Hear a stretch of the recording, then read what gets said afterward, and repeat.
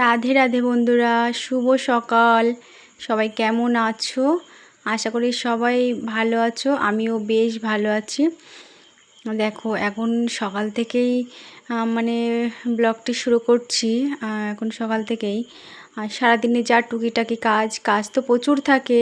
সব কাজ তো আর দেখানো যায় না। সব কাজ দেখাতে গেলে তো সেই মানে 2 ঘন্টা 3 ঘন্টা হয়ে যাবে।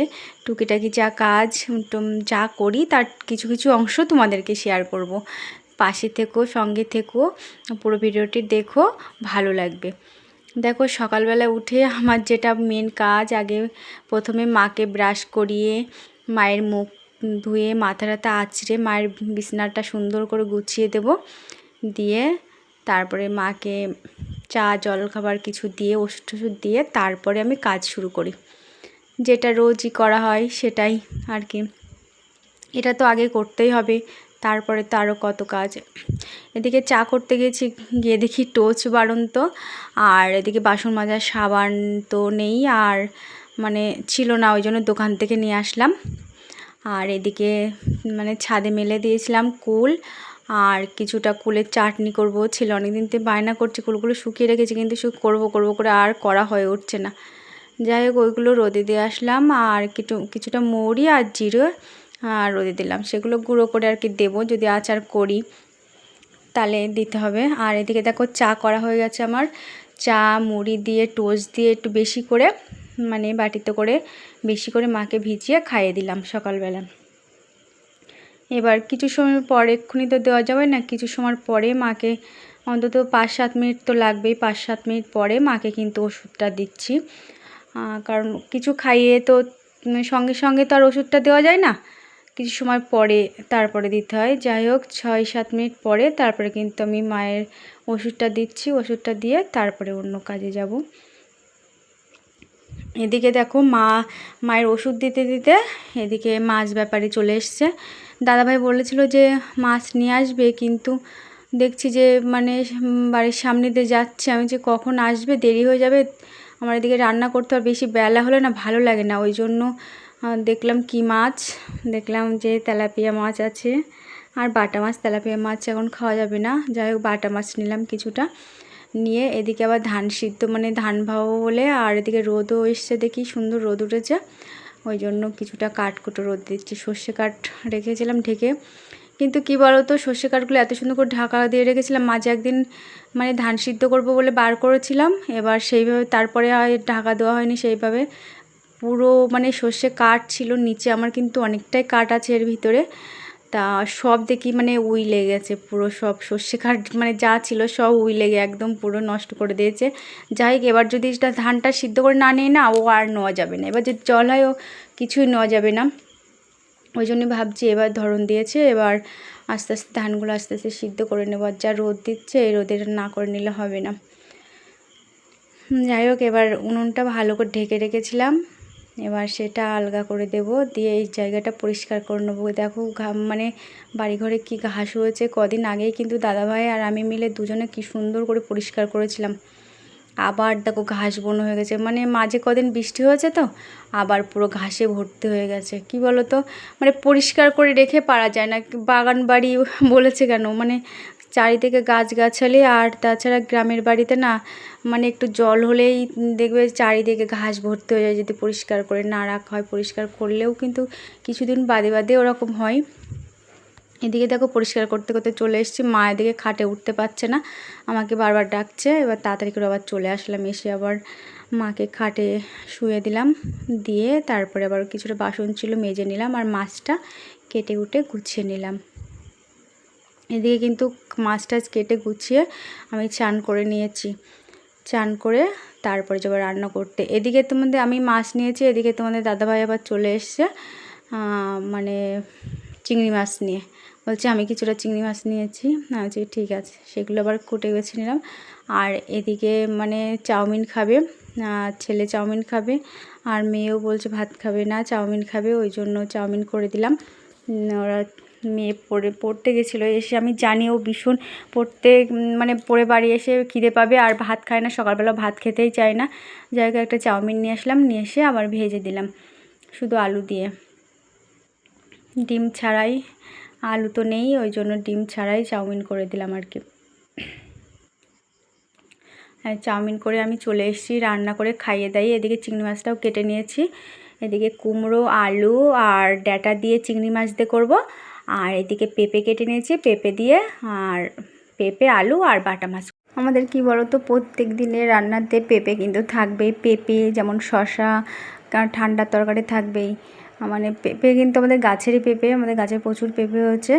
আর পেঁপের মা তো কড়া কড়া ওষুধ খায়, তো মার ঠান্ডা তরকারি, নরম তরকারি খাওয়াতে হয়। পেঁপে মানে শশা রান্না এগুলো মানে খাওয়াতেই হয়। ওই জন্য পেঁপেটাই সবসময় ভাজা কিংবা সিদ্ধ কিংবা ঝোল যাই হোক দিতেই হবে পেঁপে আর কি। পেঁপে কিন্তু থাকবে। রান্নাঘরে এতটাই গরম লাগে, মানে সকাল সকাল যদি রান্না করে নেই তাহলে ভালো, আর নাইলে বেশি বেলা হলে রান্নাঘরে থাকাই যায় না। যাই হোক, পিছনের দিকে, সামনের দিকে আমাদের কিন্তু ভীষণ হাওয়া। এটা রান্নাঘরটা পিছনের দিকে, পিছন দিকে রান্নাঘরটা হওয়াতে না হাওয়া ততটা ঢোকে না আর কি। সামনের দিকে ভীষণ হাওয়া আমাদের। আর সামনের দিকে আগে রান্নাঘর ছিল, কিন্তু রান্নাঘরটা ভেঙে পিছন দিকে করে নেওয়া হয়েছে। পর কষ্ট হয়। আর কি বলো তো, আমার 2 উনুন তো, এই পাশে মানে ভাত জলের হাঁড়িটা ওই পাশে বসিয়ে দিয়েছিলাম, মানে জলটা গরম হচ্ছিল। আর সেই জলে কিন্তু আমি দুভাগি তরকারি, মানে তরকারি কষা হয়ে গেছে, গরম জল দিয়ে দিয়ে রান্না করেছি। আর এদিকে তরকারি হয়ে গেছে, তারপরে আমি ওই পাশে ভাতটা বসিয়ে দিচ্ছি। আর ভাতটা এই পাশে দিয়ে একটু ফুটিয়ে নিয়ে আবার ওই পাশে দেবো, আস্তে আস্তে হয়ে যাবে। কি বলো তো, 2 উনুন হলে এটাই হয় সমস্যা, মানে গুছিয়ে না নিয়ে বসলে না দেরি হয়ে যায়, বেকার তোমার এক পাশে পুরো ফাঁকাই যাবে। ওই জন্য আর যেহেতু আমার এক হাতে করতে হয়, এক হাতে করবো বাছবো, ওই জন্য মানে আর কি কীভাবে কী করব, এক হাতে কোটা বাছা, তো ওই জন্য আমি মানে এক পাশে হাঁড়িতে জল বসিয়ে দিই আর এক পাশে তরকারি করে নেই। এবার তরকারিটা কষানো হয়ে গেলে, সবজিটা কষানো হয়ে গেলে ওই গরম জলটা দিয়ে দিই, মানে ভালোই হয় আর কি। যাই হোক, রান্নাটা করে নিই, তারপরে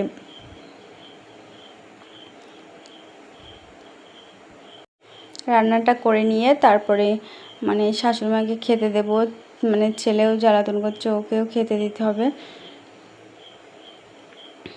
দেখো একটু মানে চিংড়ি মাছটা একটু মানে ঝোল ঝোল রেখে, একটু ঝোলটা বেশি মানে আছে, আর একটু মানে কষা কষা করলে যেহেতু ভালো হতো, কিন্তু একটু ঝোলটা বেশি রয়ে গেছে। কিন্তু আস্তে আস্তে ঠিক মানে হয়ে যাবে, করে গরম বসলে একটু কমে যাবে আর কি। যাই হোক, মাকে খাইয়ে নেই।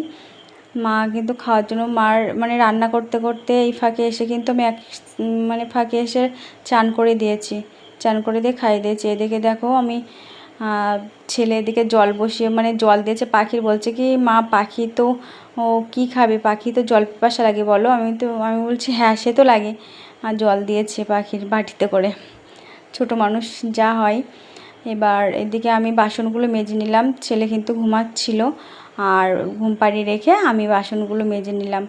আর এদিকে মা বলছে আমি আর বাইরে মানে ঘরের ভিতরে থাকবো না, বাইরে বসিয়ে দাও আমার, বাইরে বসিয়ে দিচ্ছি। বিকালেরটা মানে দুপুরের পরে সেরকম বেশি ঘুমাই না, সারাদিন আর কত ঘুমাবে, সারাদিনই তো বসে শুয়ে, আর মানে ভালো লাগে, একটু তো হাঁটতেও ইচ্ছা হয়। বিকালবেলা হাঁটাবো। আমি কিন্তু বিকালের কাজগুলো গুছিয়ে নিচ্ছি, গুছিয়ে নিয়ে মার বসিয়ে দিয়েছিলাম, বসিয়ে দিয়ে আমি বিকালের কাজগুলো গুছিয়ে নিয়েছিলাম। এবার কিছুটা কাজ গুছিয়ে নিয়েছি, এখনও কিছুটা বাকি আছে। এর ফাঁকে মা বলছে আমাকে একটু হাঁটা, আমি বলছি ঠিক আছে হাঁটিয়ে নিই, তারপরে অন্য কাজ করব। দেখো দু এক সময় এত সুন্দর হাঁটে, মানে হাঁটতে পারে, আবার দু এক সময় মানে মোটেই হাঁটতে পারবে না, নিজেরই কষ্ট হবে। মানে মা তো পারবে না, মারে কষ্ট, আর যে ধরে রাখবে তারও মানে কষ্ট হয়, মানে হাঁটাতে না পারলে। এবার দেখো আস্তে বসিয়ে দেবো, বসিয়ে দিয়ে তারপরে আমি এদিকে কালকে যেহেতু ধান মানে করব, ধান সিদ্ধ করব, ওই জন্যে সব কিছু গুছিয়ে রাখছি। বানঠানগুলো মানে আলগা করে দিয়েছিলাম, তখন রোদ পেয়ে গেছে। এবার ভালো করে মানে আর কি ঝাড়ঝুড় দিয়ে পরিষ্কার করে নেব, মানে এইগুলো পাতা নাতাগুলো এক জায়গায় করে রেখে দেবো। এগুলো কালকে ধান মানে ভাবানোর সময় সব পুড়িয়ে দেবো আর কি। আর দেখো ঘাস বন বেঁধে গেছে, আবার মানে নিংড়েল নিয়ে আবার বসতে হবে, বসে আবার নিংড়ে পরিষ্কার করে দিতে হবে, নাহলে না কেমন একটা বিশ্রী দেখাচ্ছে। আর এদিকে আকাশটা তত মানে করছে না, মেঘলা মেঘলা ভাব। আমি হচ্ছে ভালো করে আগে ঢেকে রাখি কাঠকুটোগুলো, যেগুলো মানে শুকাতে দিয়েছিলাম, না ঢেকে রাখলে না আবার যদি বৃষ্টি হয় না তা একেবারে আমার আর কিচ্ছু হবে না। ওই জন্য আমি হচ্ছে আগে ঢেকে ঢুকে রাখি, তারপরে অন্য কাজ। চাষের বাড়ির কি বলো তো, মানে চাষিবাসী ফ্যামিলি, চাষিবাসীর বাড়িতে না মানে কোনো কাজের কোনো শেষ নেই। তুমি সারা দিন ধরে কাজ করবে তবু কাজের কোনো শেষ হবে না। এদিকে দেখো আমি ধান মানে করব বলে ইট দিয়ে দিয়ে পেপার দিয়ে কমপ্লিট করে রাখলাম। এতে ধান কালকে ভিজাতে দেবো।